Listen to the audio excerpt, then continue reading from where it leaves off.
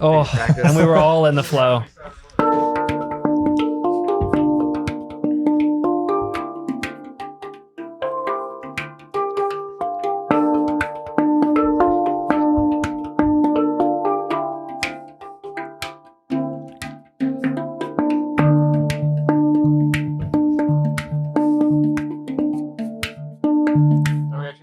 Welcome to Jamaica, man. Welcome back to the Corridor Digital Podcast. That's it. Okay. We're talking all things Burning Man. Okay. Niko just got back from Burning Man, and never been. here we are, episode 154. Everybody, Well done. Hi. Wow. yeah, it's good Well to be done. here in person once again. Yeah, welcome back. Thanks, Welcome back. thanks. This is the You first gonna- time are I've you been on the gonna welcome me back podcast. to- Yeah, Welcome back, Dave. it's the first time I've been on the podcast, and you've been here. Yeah, I think it It's is. strange. Are you It's- sure? I'm pretty sure. Mm. I have no memory of anything else. You just I'm just a figure on the television. It is like meeting a celebrity right now. It's like, Right. oh my gosh, Hi. you're here. Oh, Hi. I don't know what I to like do. your Can I, Sure. can I tour your studio? We don't have really the infrastructure for tours. Yeah, could I just come in though for You a can second? take a picture on the street. if You told me want the same to. thing, Fenner. It's okay. Yeah. People do ask that. Unfortunately, we can't do tours. That's just something we're not really equipped for. We can't do tours or tours. However you say it, we can't do it. Tours. Tours. Tours. The Yeah. tour. Mm. The scale of data? Scale of Data. The scale of Is data. it data? The scale of Dada. my dada. Yeah. He's so big. Scale of dada. We do want to do the scale of your mama jokes. That's so good. Mm. It's such a That would be good so idea. good. Yeah. The I science think behind it. I want to try to get Ren to do that next. I feel like it's got to come out like around April. But we already have an idea for that one. What was that one going to be? Is that a surprise or? No, we can talk about it. We were talking about it on Monday. Oh yeah. It's you remember what it was? We put Ray Liotta in, Yeah, in into Goodfellas, yeah. We released a video called "We Put Ray Yep. Liotta in Goodfellas." We love deep it. fake someone I else love into it. his spot, Yeah, and I love then it. paint a clean plate, and then show the process And then of. we're full digi double breakdown. Yeah, Wireframes. the premise is like, look, Ray Liotta is such a good actor. He's like the quintessential, like Italian American character. Like, he's so good. Yeah, He's I don't got know so why much they didn't put him in gravitas. the Why first didn't place. they put him? And we're just convinced that he's not in the movie. And we have all these scenes, and he's not in the movie. We replace him with like Martin Sheen or something. I don't know, some other random So person. good. And then that's the idea. It's gonna be great. I love it. Yeah. So there you go. Cool. We already have our April Fool's thing ready. Now That's we can cool. move on scaling your mama. Ren did say in the video, next up was scale of explosions, though. Mm. He called his shot already. You did well, call it that. I mean, We can change his mind if we work together. Yeah.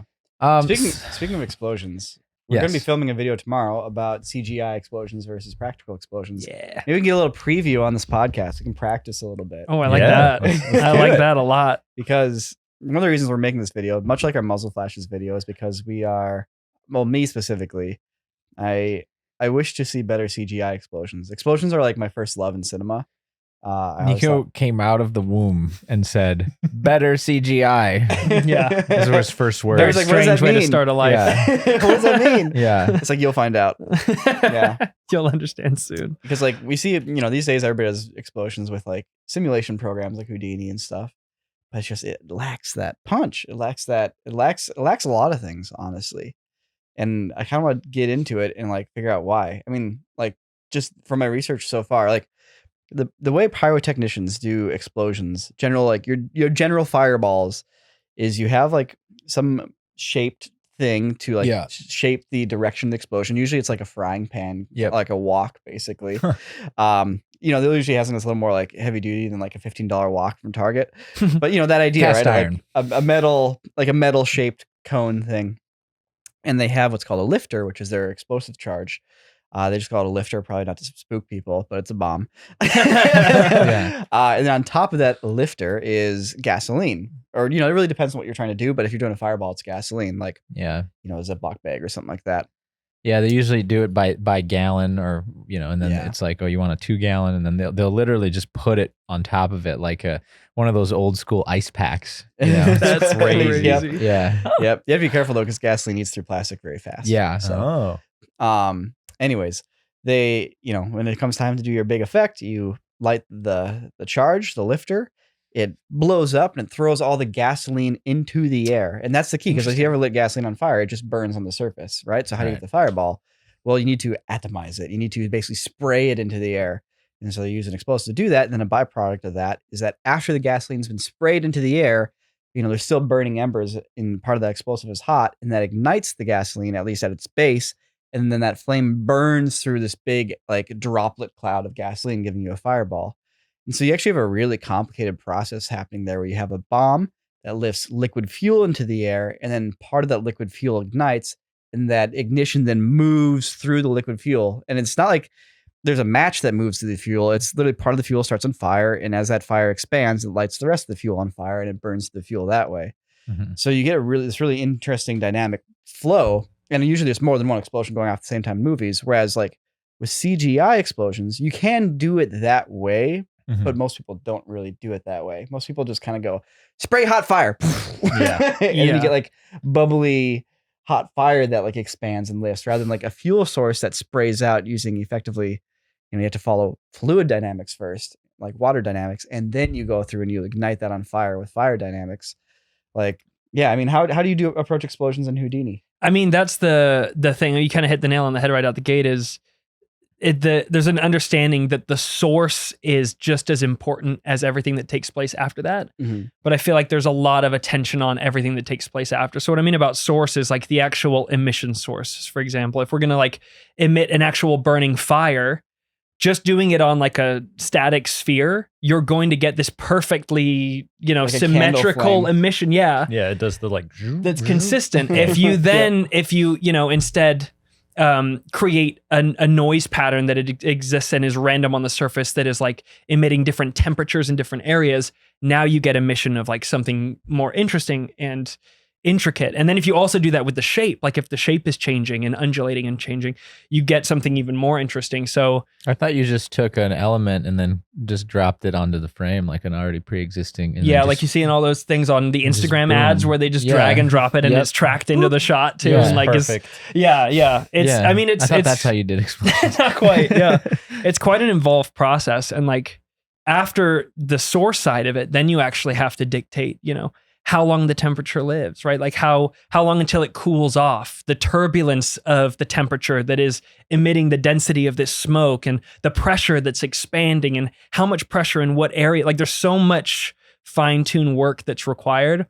And I feel like a lot of that focus comes before an understanding of what is an actual bomb? Like how does it, because I didn't know that. Like I've messed around a little bit with explosions, not too much, but I do wonder to what extent the creators on a lot of these shows and stuff are educated in actually what is happening. Yeah, I mean, I'm sure some are, but I think the vast majority either aren't, or just it's faster just like build your emitter and just be like, okay, it's going to increase the amount of fire and heat very fast and expand very fast, and then I turn it down. Mm-hmm. So you get like a bloop, and like and that's like with pressure, bubble. Yeah. So the way that pressure works, right, in this voxel state is it's just a perfectly outwards directional force, which is that bubble, that bloop. Yep. And it's the key framing of like big pressure, drop it, and it goes and then like rolls out and then starts to fold in on itself. Yeah. And it's like Houdini cauliflower. Yeah, the popcorning that you see in the smoke. And like there's lots of ways to break that up that are more technical, but at the very core of it, it's the source, right? Like if I create a really cool technique that I saw from my friend Urban Bradesco, a really talented like explosion guy. It's a source of like, he would actually emit almost like a grain simulation exploding, which is like clumpy and like gritty, like dirt. Mm-hmm. And he would use that as the emission source for the density. So you get this beautiful randomness that like pushes through, and you get the streaks of smoke that like fly out. Yeah. You need bits of you need all of it. And it's so, there's so much to it, and it takes forever to iterate too. Mm-hmm. At least in the traditional workflow like sense. CPU-based calculations. A lot, like CPU-based has been. We're moving in the right direction there. Yeah. Like with stuff like Axiom. Yeah. The Axiom solver in Houdini. Embergen is like obviously a standalone third-party, simulator, which is borderline real-time, which is incredible. And I'm a Houdini boy. I try to be in Houdini for as much as I possibly can. And Axiom is a new third-party solver inside of Houdini that is also borderline real-time, and it's phenomenal. Like the speed increase, I feel like an artist again Mhm. using it, because that's always been my thing with Flip, which is like water simulation and fire simulation, is you push play on a simulation and you just you have to walk away. You have to walk away for 45 minutes, an hour to even see one iteration of what you've done. Yeah. And then you go, okay, what do I want to change for this next 45-minute test? And you just eventually go, it's good enough. Let's just move. And I feel like that's what's happening in the post pipeline is, guys, we did not allot enough time for this. It's good enough. And that gets pushed out. And then we watch it and we feel kind of icky about it. I'm surprised that they haven't done updates to sort of utilize that, like halving of the render. So it's going to say, oh, well, instead of just hitting it in 45 minutes, come back, and then if you like that one, then do a full res version of it. I'm surprised they haven't introduced like programmatic language to say, okay, let's do this in like fractured ways so that you can see it in real time. Well, yeah, it's interesting that you say that, because there are like some hacked solutions to that to some degree, but it's not like, upping the resolution of a 2D image. If you up the resolution of the voxel count, the flow, because the way that it works with voxels is they all contain a little bit of information.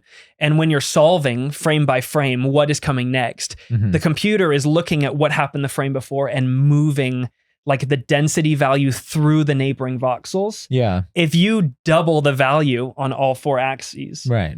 it changes that flow. Yeah. Because now there's way more to navigate through. It changes the entire aesthetic of Yeah, it doesn't the just become explosion. higher resolution. Yeah, it the actually whole thing- changes which is one of the more frustrating Yeah, but parts. that's of like trying to- that's just a math equation at a certain point. It's Well, just a Very mean, complex. yeah. math No, of equation. course. I mean, but Physics that's what computers are for. Yeah. Yeah, solving those Yeah. problems. So Yeah. what's cool about Axiom is you can get to like borderline render ready resolution in almost real time. Yeah. And I don't understand it. I've talked to the guys who made it and I'm like, guys, I don't know what you're doing. Keep doing it and do it for Flip next, please. Because like it makes you feel. I almost thought back to the video that Ren and I did on the Stained Glass Man, how they started iterating tools to animate characters that were artist focused. Mhm. And up until now, it feels like it's been more, code focused and people who really like hyper specialize in it to where it's not been accessible.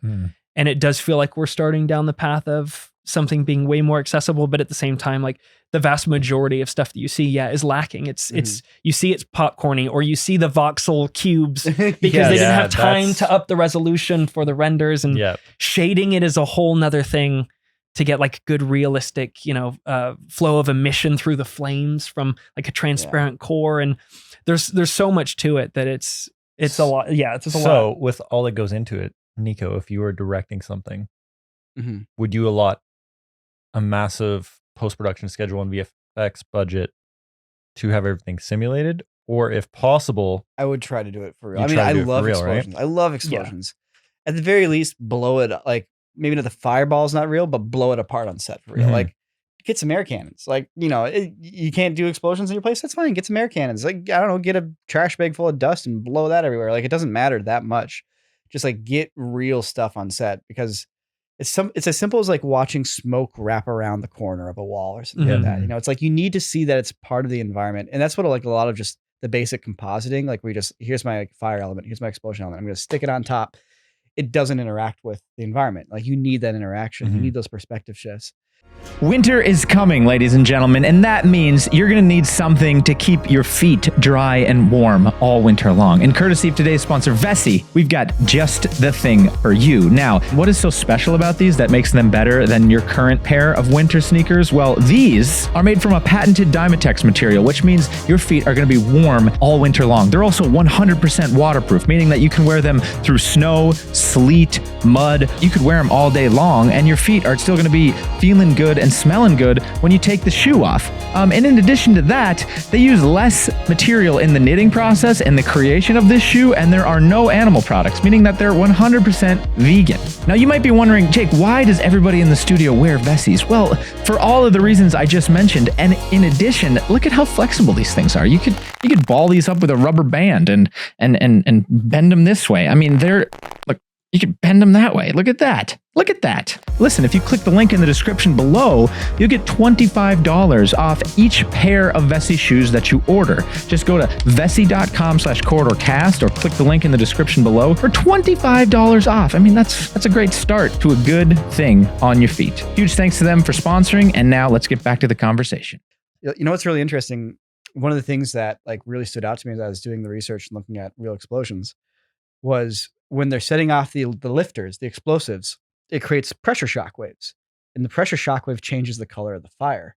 So the fire will be like coming out, the fireball will be glowing and be like, orange and red. And then they'll set off another lifter, and then you'll see the fire go flash to yellow as everything like changes pressure inside, then go back to orange. So cool. Yeah. There's so much to it. Yeah. There's so much to it. So much to it. That's always like, that's the benefit of, even if you can only do a tiny little explosion on set, at least you have some sort of like practical reference of how it looks through that camera in that environment. Yep. And like, then if you do have to simulate or use like 2D compositing elements, at least you have that thing to match to, that you're like, oh, sweet. We know the color value of exactly how it's going to look, how it might light up the environment, all that stuff. It's big thing with like a lot of CGI explosions, like the shape of an explosion is important, right? You want a big fireball curling up like a mushroom cloud. You want it blasting out the sides, like, the sides of a window, as if like, you're having like a building, like a building at base level exploding, or like a car explosion with the explosion going out the sides of the windows. Like, what shape do you want? And a lot of times when people are shaping explosions in CGI, it's through the use of like texture maps and pressure differences and things like that.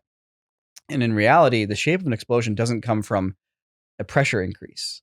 And it doesn't come from like, effectively blowing up a balloon and having that balloon pop, which is what you get in a lot of CGI explosions, which is why they're very round at the beginning. In reality, the shape is coming from the liquid. Like if you want to, it's from the fuel. And if you want to shape your explosion, what you need to first do is a fluid simulation, a splash. You need to splash your liquid, and that's going to give you the spikes and the spires and the clouds of droplets that then the fire can move through. Because the other thing is like those droplets, those liquid, they have inertia, they have movement. So as the fire moves through that, there's flowing air that's also then pushing and distorting things. But like to be like, okay, so you're going to do an explosion simulation. So the first thing I need you to do is simulate water. Yeah. And I was like, well, why would I do that? Yeah. It's like, because that gives you the shape of the explosion. You splash your water and then you light it on fire. You know? And it's, And it's kind of the same idea with the grain simulations too. And and grain simulation is the right way to go about it. That is the right way to do it. Yeah, because like the way that grains work is it's basically just like a particle simulator in a way. They just have relationships to each other and their neighbors. So you can like say, oh, be bonded to your neighbor this strength, and only that strength will break them apart. But if you have a big emissive velocity that kind of explodes everything, you get the individual particles, the atomized, right, gasoline or whatever. But you also get the clumps too. You get a real diverse set of stuff. And if you give those same points that are exploding fuel that will ignite at a certain temperature, and then you emit that temperature from the core and it catches fire, and the temperature travels through all these particles, like they'll all ignite. Yeah. And it's like, we have tools to do that. It's just, again, the education of knowing how are the time to do it and iterate and try. The know-how and the computer's like specs. So when you explode an emitter in a physics sim, does that effectively function the same way as the lifter in actuality in the same in physics? Because if you ignited a lifter, my presumption is that you have a bag over a lifter. The pressure at which it explodes is going to exceed the velocity as it pushes outward. So that's how it's going to ignite everything, because if it all moved out at the same velocity, then it would just be like a water simulation, because then none of the fuel would actually catch. That's actually what it looks like for the first couple of frames of an explosion. It does splash. It literally like, it's like those wave rides at the at a music park where like the boat full of people hits the waves, boosh, and all the water splashes out. That's what the first 3 to 4 frames of an explosion look like. And the fire, there's no fire, catches up. It catches up. It travels. It like ignites. So it. Okay, so that's interesting. Yeah, because I guess it's pushing against the air, so then eventually that would slow it down, but the fire's burning faster. Yep. So it would catch up. Yeah. And the other interesting thing is with real explosions, it's not all the fuel burns, at least not right away. In fact, as the flame expands, it pushes the fuel. So you end up with these droplets that are now on the surface of the explosion that aren't creating bulbous explosions, but they're creating licks of flame as last bits of droplets light on fire that kind of got pushed out. and they kind of like rain down around it too. So you have all this interesting texture Mhm. on the outside of the fire, and you have all these licks of fire that, once again, in simulated fireballs, you tend to get really smooth surfaces. Yeah. And you're always trying to fight against that. Exactly. Mhm. And- Yeah. Well, there are like some methods for that too. It's called advection, right? Fuel Yep. advection. And there are ways to advect like the fuel that you're burning actually projected out based on the velocity of what's exploding. So it'll actually push that fuel that isn't yet burned, and that will also catch up as like a secondary flame burn that triggers at some point, or maybe doesn't. It's all kind of just dependent on what you've the source, again, coming back to the source of what you've built. It dictates everything. And like the popcorning too, right? The idea of there being these smooth, like friggin' bulbous bubbles of smoke. Yeah. Like if smoke is moving through the atmosphere, right? It's moving through the actual turbulent wind that exists Yeah. in the atmosphere. But also the fast moving smoke is coming into contact with like these micro divergent air currents that's Mhm. creating like a rippling on the surface of the smoke. And there's ways to do that too now, which is awesome. Yeah, it's crazy because that was a big thing that we were at least missing back in the day with like fume effects, was like there wasn't air Mhm. until the voxels started growing from your explosion. But in reality, there's already a bunch of air everywhere. There's already air. And so like we would go in and we'd have a fuel pass or like a heat pass, and we'd activate all the voxels and start gas flowing through them, but we'd have it be invisible so you couldn't see it.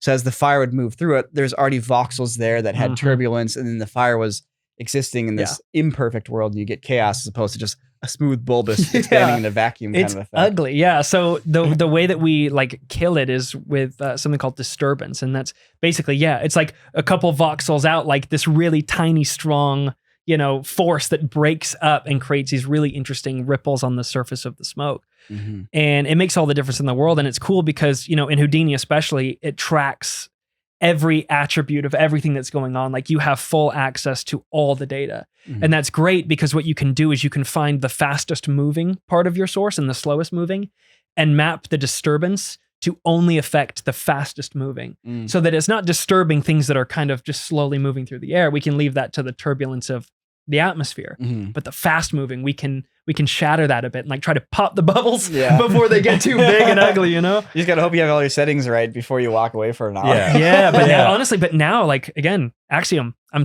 I love it to death. Like I'm watching it. I'm literally watching it happen, Mhm. and it's almost render ready resolution You That's cool. used Axiom for all the Batgirl fire, right? for all the Batgirl fire. Yeah, So good. and I really pushed it on the scale. I know I didn't optimize it, but again, it was just I wouldn't have been able to do that without it. So I love the direction we're going. Like Yeah. it's really encouraging. I mean, the big breakthrough for me with like the whole CGI explosions thing was the fact that you can have smoke finally in your composite. Because like for the longest time, if you're dealing with an explosion element, you get a real explosion element. But unless you filmed on a green screen and pulled a perfect key, which is really kind of impossible with Mhm. fire and smoke, Mhm. there's no way to like, how do you cut out the fire and the smoke to put on top of other footage? Like, okay, so the smoke is going to be black and gray and semi-transparent. So maybe against like a blue sky or a green screen. But then you have the fire, which is like really bright, really hot. And like that makes sense for like a Luma key. But you can't Luma key the fire and keep the smoke because the smoke is black. And so at the end of the day, you're like, well, I guess I'll shoot explosions on a green screen. And like you can't really do that. And even like the closest we got is Action VFX finally went out and did some explosions against the blue sky and pulled some really good keys. But it was a ton of work and most people weren't doing that. Yeah. But if you did it in CGI, you can walk away with a perfect alpha channel for Mhm. explosion. A perfect alpha channel and all the passes that exist in an EXR, right? Yeah. Everything that you could possibly want. Isolate the fire, the emission completely. Mhm. Create mats from that if you want. Like Mhm. have full direction over the depth pass of the smoke. Like the flexibility afforded. Like if we can just get to the point where it's more attainable for the average generalist to Yeah, because execute, that's the biggest is just the like barrier to entry on it. It's Still big, is yeah. like you still have to invest so much time to get it past the point where it's like that popcorn explosion. It's And true. Then it's like, you know what? Those action VFX elements look pretty sweet. Yeah.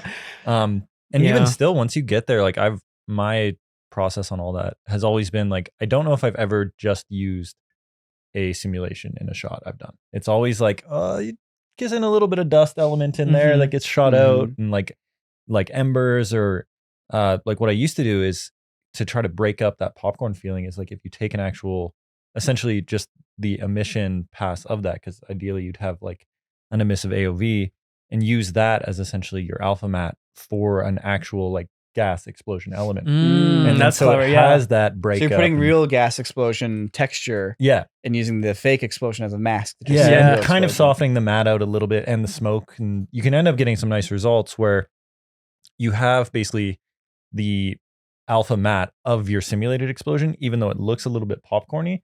But then you have like the practical elements in there blended with it. And it's like, oh, sweet. Okay, now it's starting to get some of those actual real world kind of attributes and stuff. Mhm. It's, I don't know, that's where the like compositing magic comes in, where Yeah. you're like, okay, sweet. We didn't get it all the way there, but now how can we like get it across the finish line? Yeah. And I mean, it Yeah. always comes back to the same idea of it's best when VFX and practical blend. Yes. That's its perfect final form, is the marriage of the two. Yeah. It's not one or the it's- other. Yeah. I think people forget about that. Mhm. Yeah. It really is both. Yeah. Mhm.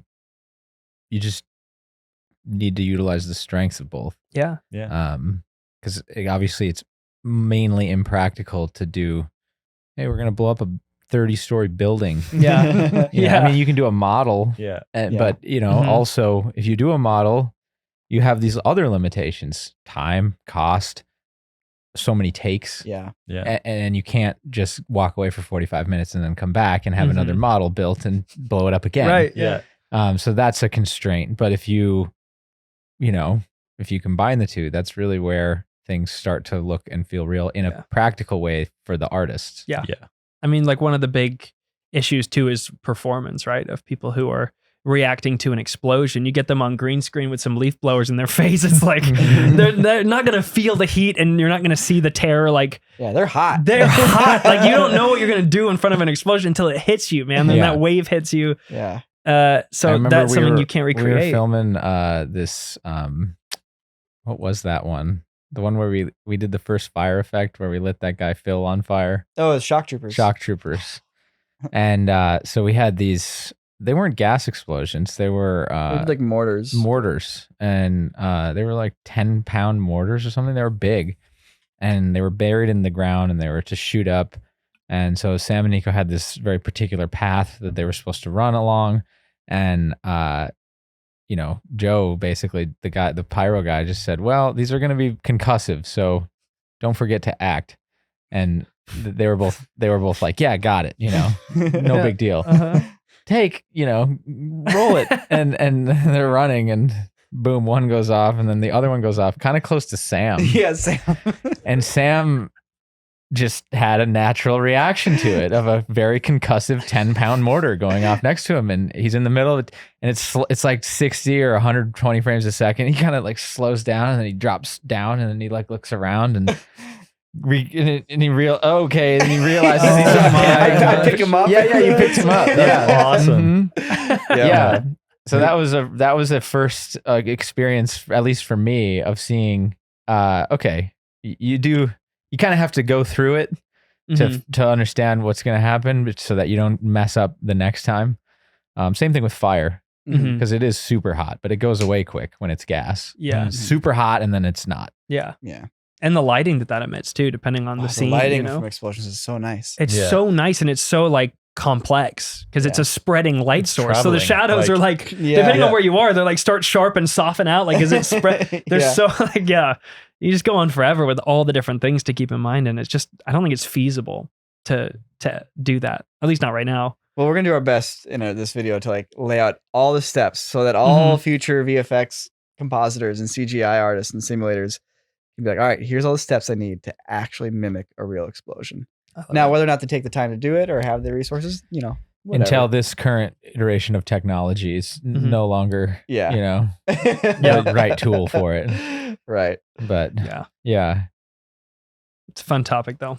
I Mhm. feel that I honestly feel that way about most simulated things, Yeah. but I feel like explosions is really I feel the like poster boy for that. Explosions is the biggest offender, where if you're watching even like the biggest budget Hollywood Mhm. movie, you can still be like, nah, that's Yeah. that's Houdini. I mean, that's you see Yeah. it with like flip fluid simulations too, when they're pretty globular. Yeah. Like, you Yeah. know what I mean? Like Yeah. you see Get that the globby mesh water. hanging on, and they're kind of like thick holes and stuff. You see that a lot, and like we've come a long way there too. Like you're not watching Lord of the Rings. Not yet. You're not watching Lord of the Rings? No. You're not watching not Lord of yet. the Rings. Okay, well, I'm watching Lord of the Rings. You know, And the visual effects are insane, especially the water stuff, man. They're doing ocean work that is just like, friggin' chef's kiss. And it gets me so pumped, like really inspiring stuff. So House of the Dragon has some pretty sweet explosions. oh, you get okay. It's pretty sweet. Heck yeah. Some dragony explosions. Well, It's pretty that was awesome. going to be my question is does anything come to mind that like did meet kind of the in terms threshold of CGI explosions. Yeah. Ah, man. I don't think I've ever seen a CGI explosion that I thought was better than the real thing. Or you Or didn't did you- realize it was. I'm CG. pretty on top of which CGI explosions I'm looking at. What did you think about the Fenner, you got to go and react and Maybe. We'll have to drop find some knowledge We'll bombs, find dude. some. Yeah, see if you can dude. trick me. I don't think you'll be able to be No. honest. How I did can't you think of any off the top of my head. Well, there's like some aerial explosions in Star Wars that I thought were super tasty. Like the newer Star Wars films, But obviously. those are always weird because then it's in outer space and you're like, this is. But no, this was on a planet. Huh? I mean, But yeah, I'm not a like, Star Wars guy. let me so I don't know what planet. reverse that. There are sims that are super fun to watch. Hey, there's Chippy. yeah, Top of the life. just chilling. Oh, that's Yeah. freaky, man. It's like a taxidermy. I looked up rabbit. What earlier is and I was that? like, what the? Yeah, This is real. he's been up there since we did the green Oh. screen photography. Awesome. Yeah, like like the Death Star shooting stuff in Rogue One, like those are sick shots. Like, don't get me wrong, they're super sick shots. Or like the wall collapsing in like season 7 of Game of Thrones. Like those sims are awesome Mhm. and they're super cool to watch. Like it's like watching a giant stack of Legos or not Legos, dominoes fall Yeah. over, right? It's basically the same exact feeling.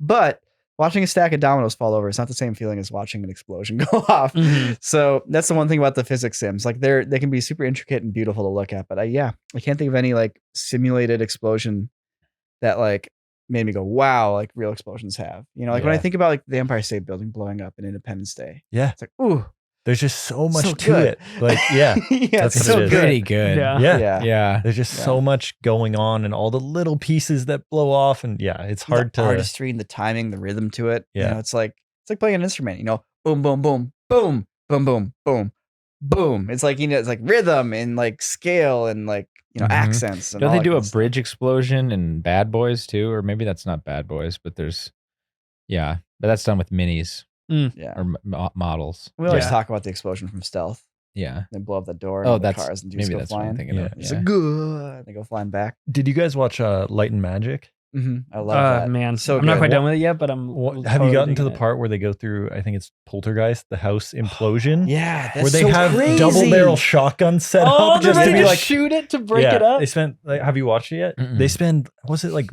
6 months building 6 months. one model of the house, and it's as they're building it, all the individual little pieces that are supposed to emulate like the lumber in the walls, they have those tied to like these threads, Mhm. and basically they have this. So it needs to implode. Yeah, not it needs to be explode. sucked Implode. into essentially a vacuum that they have at the back of this practical model house. Wow. And then they had 2 shotguns rigged up in case it doesn't like start to go all the way through, that they'll just blast it. And they had, it was like a one take, like we only got one shot at Yeah, this. if And we it want to looks- do this again, it's going to cost hundreds of thousands, and it's going to take another Yeah. 6 months to build. but Yeah. it's One so take, one cool. chance. It's so Yeah. cool. All these Yeah, people check it with out. See fish that. line pulling this thing through. Yeah, like This it's one like, hole. like this massive Like vacuum. chaos. They're just like Yeah. insane. I gotta see that. It's so cool. It's That's like, great. yeah, When it's- you watch the shots, like it looks really good. it looks does. so good. Yeah. Those guys are genius. Like, again, I say this all the time, but if I can't find a tutorial about something, I think it's impossible. Mhm. Because the fact that these guys are just doing all this crazy cutting edge stuff that no one's even thought of doing, and they're committing like the fate of this entire multi-million dollar film on just being like, we'll find a way. Yeah. That's man, the cojones. It's so exciting too. Like I imagine being there during that time and being like, let's figure out how to do Yeah. this. That's so cool. Yeah, that's Yeah. super That's cool. awesome. Another like on implosions and in Star Wars was in Solo. The Oh yeah, the water bombs. those were crazy Those are cool. super They cool. took like super high speed phantom footage of just like I guess like little like M80s exploding underwater, Oh, and they used that for the explosions because they were like these weird kind of charges that then sucked in, and it just They also 3D scanned the mountain. yeah. And then built it as a 3D model in the water tank. Yeah. So the explosion would wrap around the rocks correctly. Yeah. Yeah. And So so they those- can comp it onto like actual collision geometry. It's like Yeah. Yeah, Mhm. it's real world so collision sick. geometry. real in your world collision plates. geometry. So like How when you see the cool. bombs go off and like it looks like an underwater shockwave explosions, like that's because it's 100% real underwater bombs going off. That's the last like So- explosion like VFX thing that really I was like, oh, that is I haven't seen that Yeah. before. Like That's what I like. That's the kind of stuff I want to see. Yeah, Yeah. so You know? cool. Yeah. Yeah. I wonder if we've even discovered all of the physical elements that happen in real life when different types of explosions happen in different types of environments. I wonder. I'm sure there's some like intricacies that are beyond like that. I'm sure physicists are on top of it, but Yeah. like I'm sure there's like little interactions that are beyond what we're even talking Yeah. about. Here.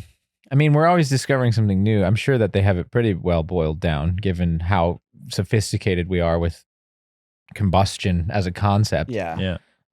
But it's just, what is it? There's like all these little things that still separate real Well, from. here's a weird funny thing. So like when I started college, there was just a one-off lecture that you could go to, which was a lecture on explosives, and they demonstrated all of them, and it was super cool. Awesome. What? Yeah, it was such a great lecture. Just blowing stuff up. Yeah, at the they're room. like, all right, so let's talk about explosives.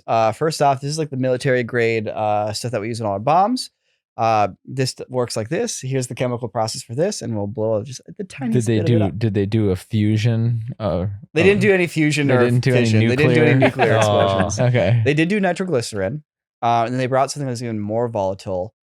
It was like they put like a drop of it on a piece of paper. Actually, it was already on the paper. Like they wheel the thing out carefully, and they take a feather and they brush it with the feather. It goes bang, and it just explodes. And it's like, That's so whoa! Wow. But I learned that there's actually two definitions to explosions. There's conflagrations and there's detonations.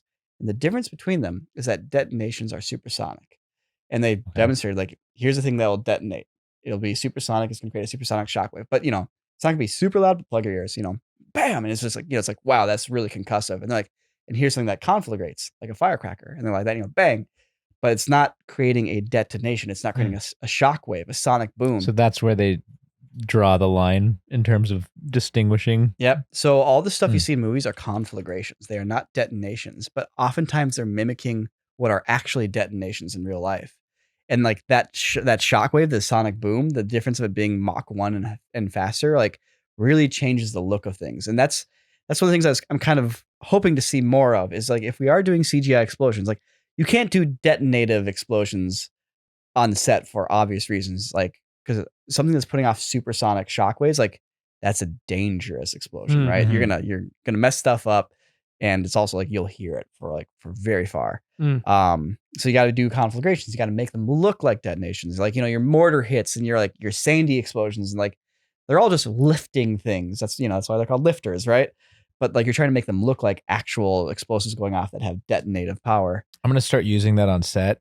Yep. Say, hey, conflagrate that. Conflagrate that. Not detonate. So I think that building conflagrates, and there's a big conflagration over here. Such a flex term. That's a great word. But it's like if you're getting into CGI, it's like, well, let's start seeing some things that like represent power. Like, it's like, for example, what happens in a detonation? All the dust lifts off the ground, right? The dust lifts off every surface. You see people's like clothing and hair move as a shockwave hits them. Like, and these are the things that cue us to be like, that was powerful. It's the same thing like with gun effects, Yeah. And it's like, that's what I want to start seeing. It's like, you're going to do a simulated explosion. Cool. The moment that explosion goes off, I want to see the dust lift off every surface. I want to see people's clothes ripple. I want to see the glass windows flex. It's like, let's just conflagrate something on set. It's easier. I'm so excited for Oppenheimer. I'm really curious to see how that's going to look. Cause like Nolan's known for doing practical stuff, but I'm curious how much of it's going to be practical. Like, when they're doing the nuclear tests, you could actually see the light from in LA. You'd see like the sky light up. Wow. Yeah. Just That's insane. wild. Yeah. It's kind of terrifying. I would like to. Well, no, I shouldn't say that. Knock on wood, we don't. But we'll do it in CG one day. From when they were, there's an old site in New Mexico. You mean from that far away? Yeah, when they're doing it in the desert. Okay. Yeah, Wow. the light would travel. You could see it. Do they do them in Nevada as well? I don't know. There's a place in New Mexico called White Sands, Sands. and I believe that they do them there. They might do jets there. I'm not sure, but it's a very large. You can see it from a space map. It's just this huge section of white sand in New Mexico. I don't know. Crazy. Yeah. Such a rarity to have seen a nuclear explosion. What a rare thing for a human. You're saying being to in witness. person? Yeah. Yeah. Not something I want. Because isn't that radiation field that just kicks you in the teeth? And we can only imagine what that would have looked like. Yeah. Hey, if you've ever seen a nuclear explosion for reals or know someone that has, leave a comment below. I mean, we've seen, there's the footage, but even from the it's so hard to judge the scale of it. Yeah, exactly. Yeah. Hence the scale of explosions video. But seriously, it's so hard to judge the scale of these bombs going off. Yeah. Yeah, that footage of like the sailors on the boat watching the nuke. Yeah. And then you see the shockwave travel and just wreck them all. That's power. What's that from? You can't. Just this gnat. Shoot. Was the Bikini internet? Atoll? I think it's the Bikini Atoll stuff. Yeah. I don't know which bomb it was. I'm not sure. There's one too where they're in the desert and they're doing much smaller nukes, but they're still nukes.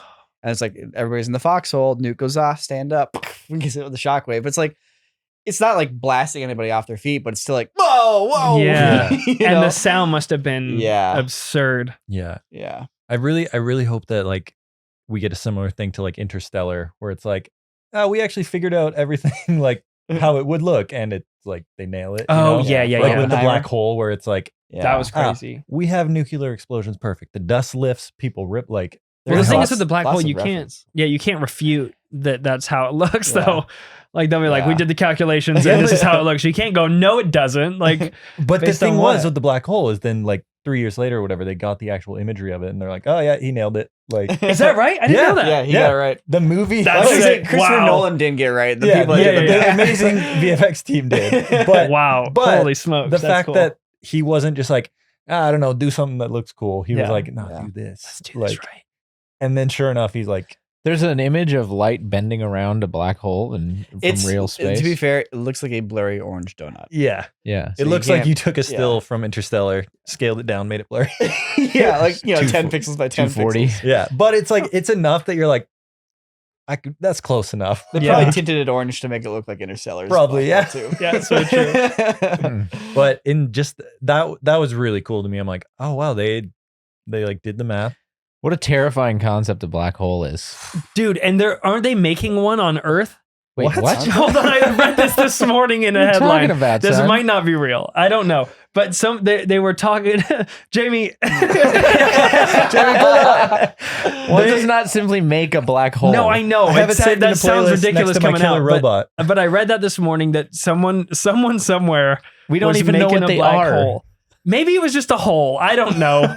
But I think I read it right. Florida man digs hole. All we know is that they're so vacuumous that they draw in the light of everything that's beyond the point of no return, which is a word for that. I forget what it is. Singularity. No, it's not the singularity. It's event horizon. Event horizon. Yeah. Because you'd see light freeze on the horizon. Yeah, you'd see if you saw me get sucked into a black hole. The last thing you'd see is me like about to go in it. You're just like, but my light would never. You'd just stay there.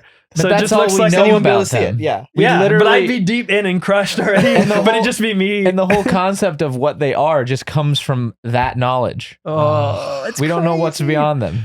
Oh man, I'm waiting for Andromeda to collide with us. That's what I'm waiting for. I got a ways to go. I think you got a few million years. What I heard is they ran some sims on that, like, and the spacing of all the stars and planets are so vast that even though these two galaxies will collide and like, whoom, whoom, whoom, whoom, whoom, and will be absorbed by Andromeda, no star or planet will touch. I know, but no star or planet will touch because there's so much space. But everything will be on fire. Everything in the whole entire galaxy will be on fire because of the energy in this thing. And I'm like, dang, dude, man. That's crazy. No one make a wish to live forever because you'll have to enjoy that one in person. Wouldn't it be cool to see that? Would it though? If you're on fire too for like thousands of years, millions of years? Would you be on fire? I don't know. Well, I think if everything is. Yeah, if everything is, I suppose it would be.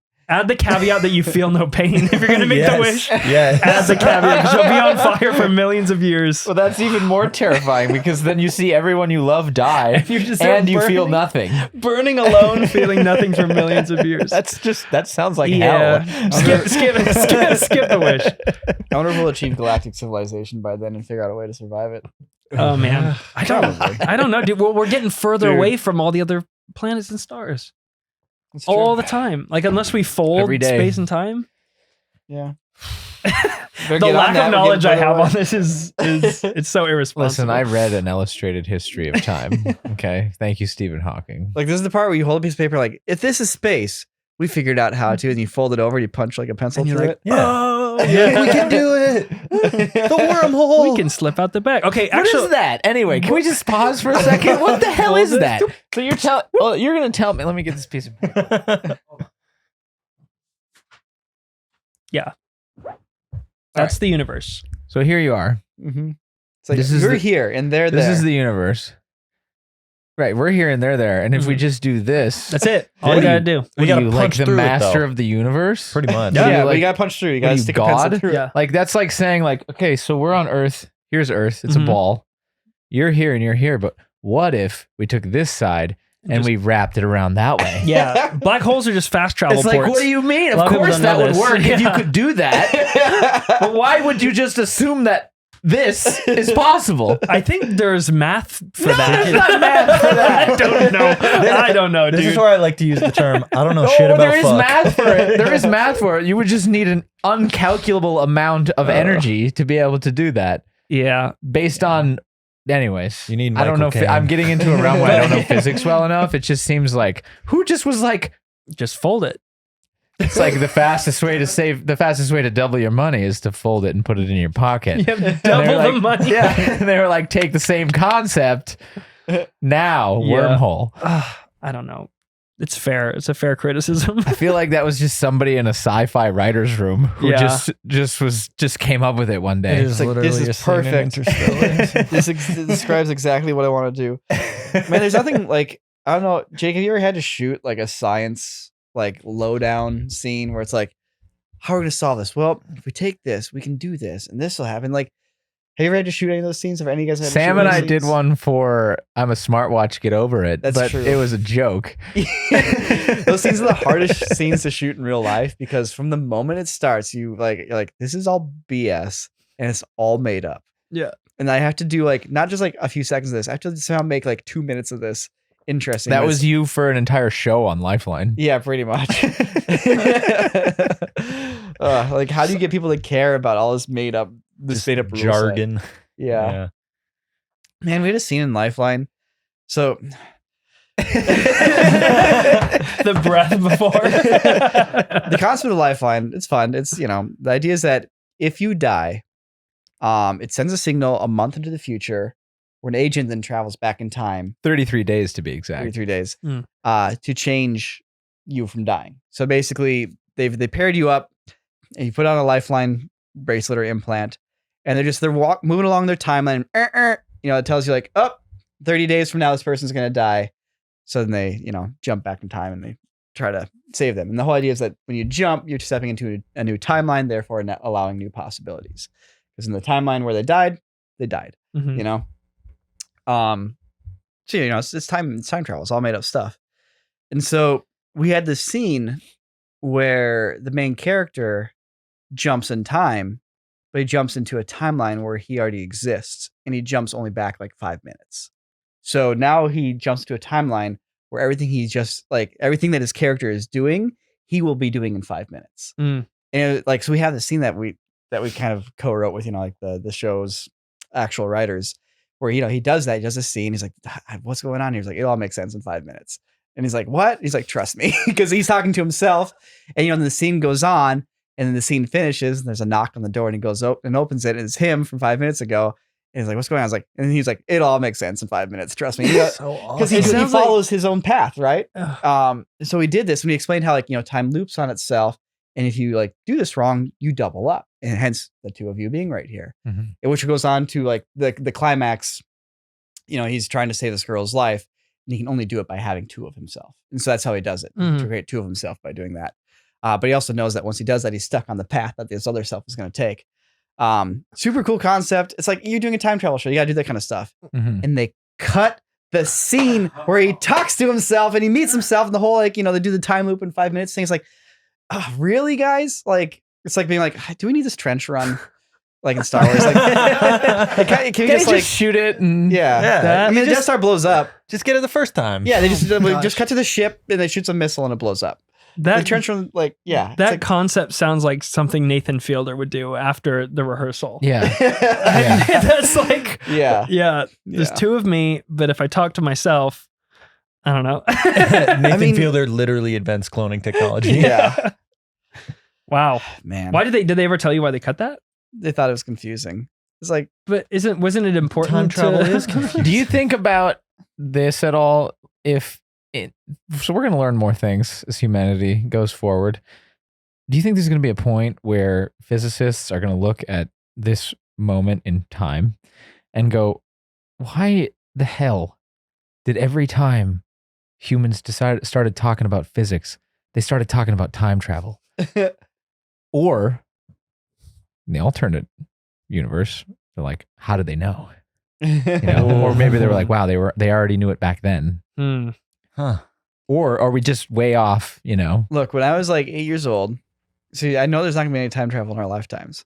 Because when I was 8 years old, I wrote down on a piece of paper, date, time, and location. And I told myself, all right, I'm gonna keep this piece of paper with me forever. Mm-hmm. And if we invent a time machine, I'll go right back to this place at this time, which is in 10 minutes from now. And I waited.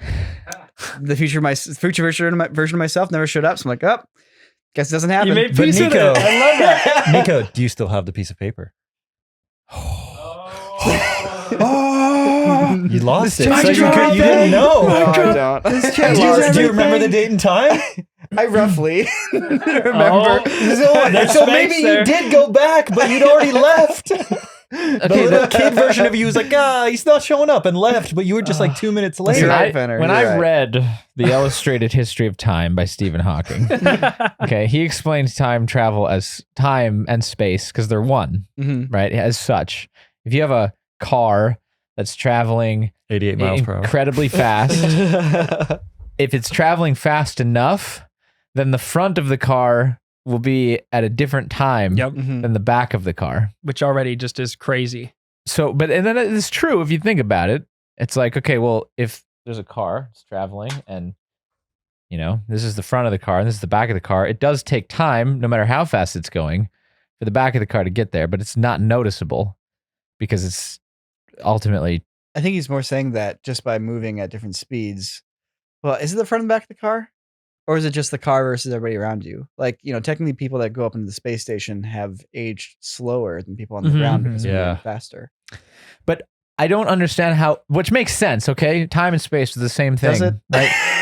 Does it make sense? It kind of does make sense if you think about them as You're the right. If same they're as one thing. cohesive thing, Yeah. Because you can't describe somebody's location without actually including the time. Also. Exactly. Yeah.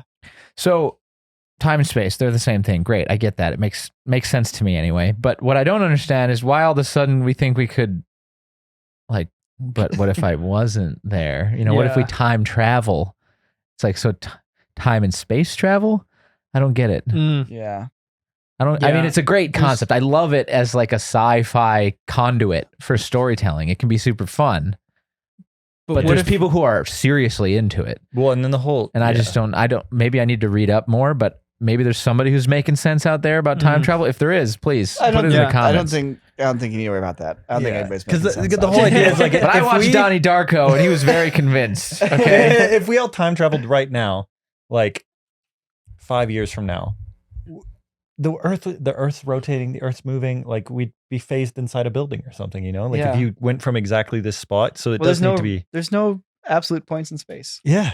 Like that's another thing. Yeah. Yeah. And there's no absolute points in time, which makes sense because they're the same thing. Yeah.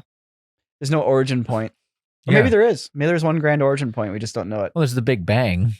Is there... The center of the Big Bang is the 0, 0, 0 Here's what I XYZ. Set cursor to 0. Do you think that on the other side of a black hole is a Big Bang? Oh. You think so? I don't know. It might just be I a don't bang. know. It might not be that big yet. Well, it's their Big Bang. It's just our a Big Bang bang. already happened. We're good. We already It got doesn't one. have a lifter yet. It doesn't have a lifter yet. I always think about what the heck is, space is expanding, but I'm sure you guys have thought about this all the time. What the heck is on the other side of it?